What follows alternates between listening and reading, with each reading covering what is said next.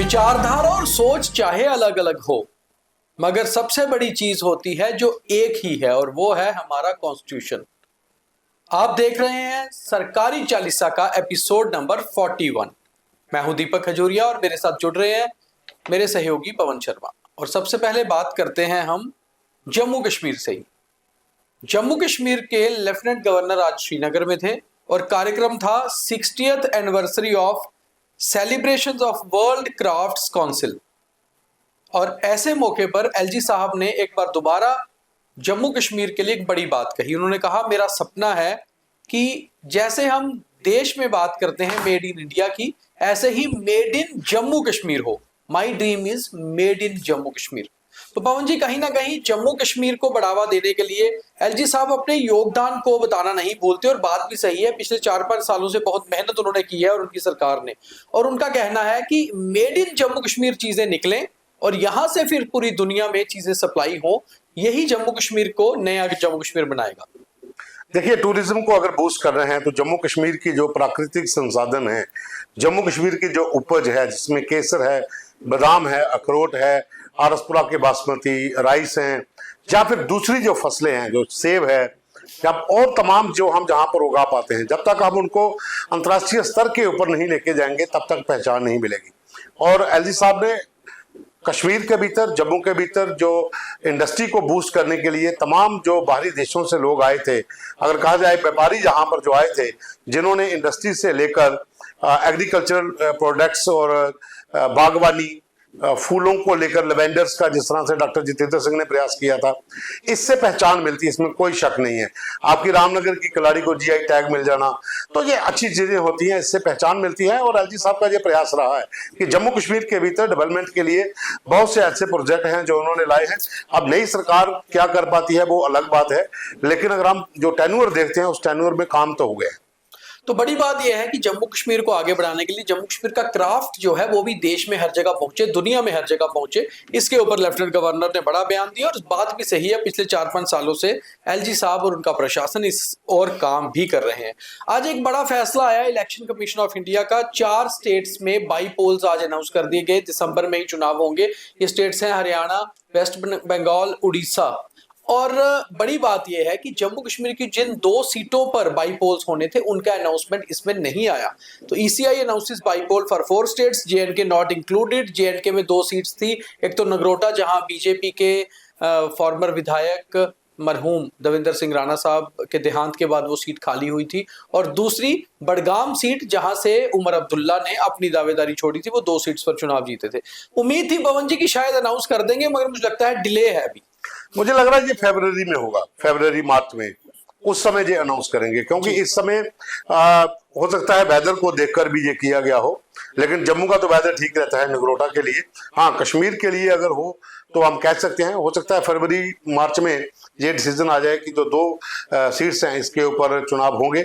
और ये भी हो सकता है कि दिसंबर में, जहां बाकी स्टेट्स की बात कर रहे हैं, तो जनवरी में भी हो सकते हैं, क्योंकि ईसीआई ने बड़े सोच समझ के ये फैसला लेना है। और जम्मू कश्मीर के जो मौजूदा हालात हैं उसे देखकर भी कहा जा सकता है कि शायद नई सरकार का गठन हुआ है, अभी कुछ दिन और अगर निकला जाए, अगर चल पड़ते हैं 1-2 सत्र विधानसभा का लगता है, तो शायद उसी बीच में ये अनाउंसमेंट भी आ सकती है। फरवरी में दिल्ली में भी चुनाव होने हैं विधानसभा के, उसके साथ भी अनाउंसमेंट ये भी हो सकती है। बहुत चांसेस हैं। तो chief minister Omar Abdullah, National Conference के प्रेसिडेंट डॉक्टर फारूक अब्दुल्ला, और उमर अब्दुल्ला के साथ साथ 4 और लोग भी, जिसमें कैबिनेट मिनिस्टर जावेद डार, उमर अब्दुल्ला के एडवाइजर नासिर सोगामी, नेशनल कॉन्फ्रेंस के 2 विधायक, जिसमें जदीबल से विधायक तनवीर सादिक, जो नेशनल कॉन्फ्रेंस के स्पोक्स पर्सन भी हैं, और साथ ही साथ छानपोरा से विधायक जो नए चुन के अभी आए हैं, ओवैस गुरु।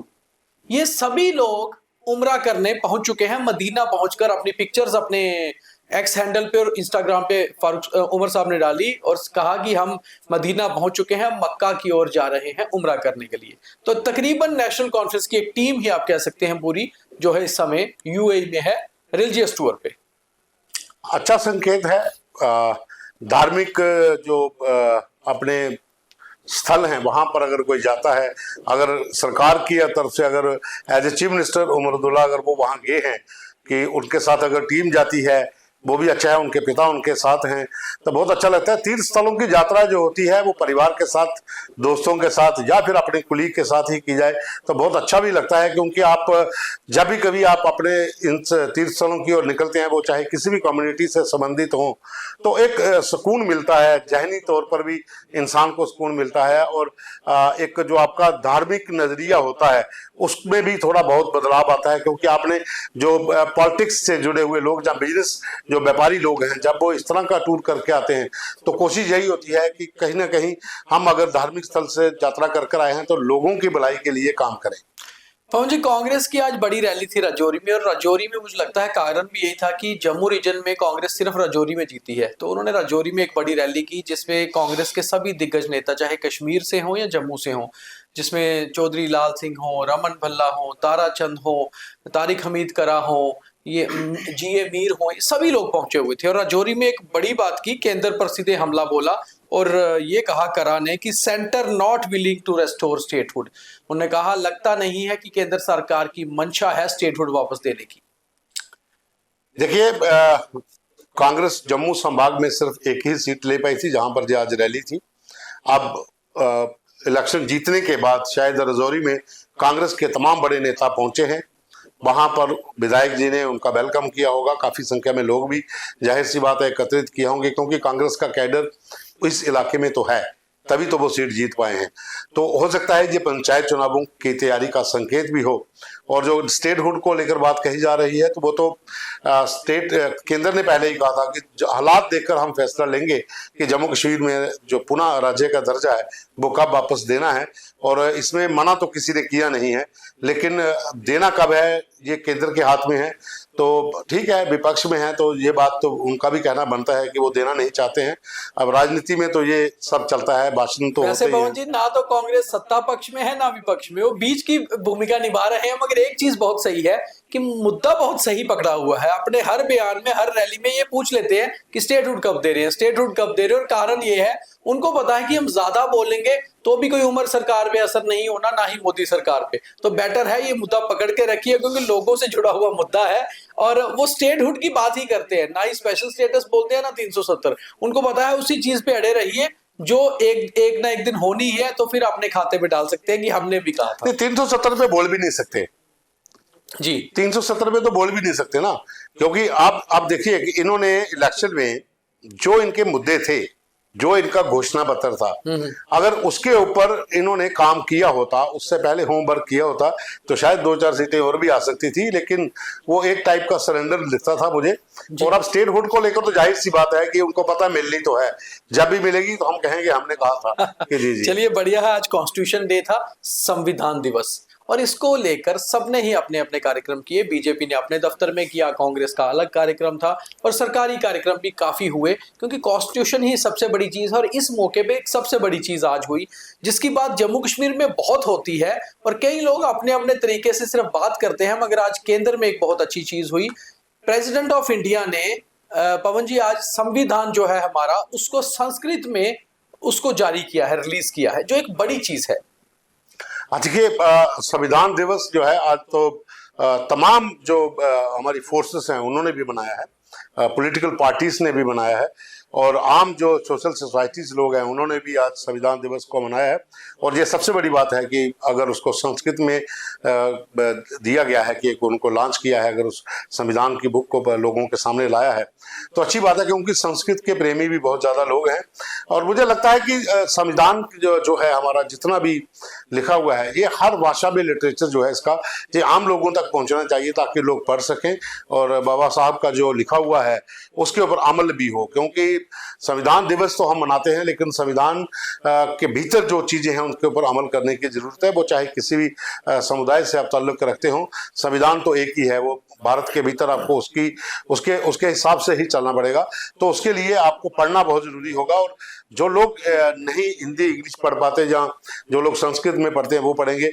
तमाम जो भाषाएं हैं, जितनी भी हमारी भाषाएं हैं, उसमें ट्रांसलेशन इसकी जरूर होनी चाहिए। बहुत धन्यवाद पवन जी हमारे साथ जुड़ने के लिए। तो बड़ी बात यह है कि आज संविधान दिवस है और साथ ही साथ आज उत्पन्ना एकादशी भी है। तो अपने आप को बहुत पॉजिटिव रखें। यही हमारा ज्ञान है, यही हमारे सनातन का ज्ञान है। और साथ ही साथ हमारे कार्यक्रम भी जरूर देखते रहा करें। आज जो विधायक हम बुलाते हैं, आज हमने उसको लाइव किया था शाम को। आप पवन जी के साथ अखनूर के विधायक मोहनलाल भगत को देख सकते हैं और उनकी अखनूर के मुद्दों पर चर्चा को सुन सकते हैं। आपने अगर हमें लाइक, फॉलो, शेयर नहीं किया तो जरूर हमारे कार्यक्रम को स्क्रॉल करके नीचे जाके देखा करें। और उनके साथ एक खास इंटरव्यू मेरे साथ, वो हम कल आपको दिखाएंगे। हम अलग अलग विधायकों को आपसे इसलिए मिलाते हैं ताकि आप ये जान पाएं कि जो आपने रिप्रेजेंटेटिव चुन के भेजे हैं, आखिर वो सोचते क्या है जनता के और मुद्दों के बारे में। बहुत धन्यवाद।